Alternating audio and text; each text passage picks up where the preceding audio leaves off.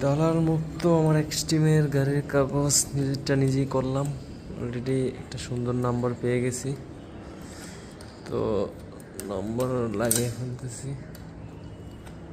দালাল মুক্ত কাজ করবেন, দালাল দিয়ে কাজ করবেন না। শোরুমে আমার কাছে হচ্ছে 2 বছরের জন্য 17,000 টাকা চাইছে। তা আমি দেখতাম যদি শোরুম টোরুম হইতে এই দালালগুলো যদি আমি না নেই, নিজেই করি, কারণ দেশের অবস্থা আগে থেকে অনেক ভালো, কিছুটা দালাল মুক্ত হয়েছে। তারপরেও মিরপুর বিআরটিতে প্রচুর পরিমাণে দালাল থাকে। আমি আপনার বলবো সম্পূর্ণ দালাল কিংবা আপনার শোরুম টোরুম ওদের কথা বাদ দিয়ে নিজেই করেন।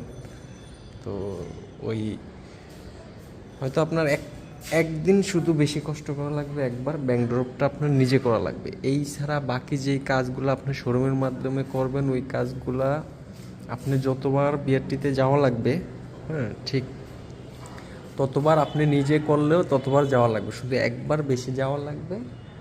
হ্যাঁ, যদি আপনি নিজে করেন দালাল মুক্ত, এই ক্ষেত্রে আমরা 5,000 টাকা সেভ হবে।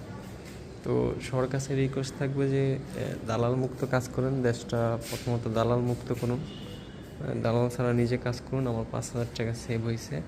তা আমি কীভাবে দালাল মুক্ত কাজ করলাম এই ব্যাপারে জানতে চাইলে আমার চ্যানেলে নক দিতে পারেন। তো আমি আপনাদের যাবতীয় সব ডিটেলসগুলো দিয়ে দিব যে 25-এ কীভাবে দালাল মুক্ত কাজ করবেন।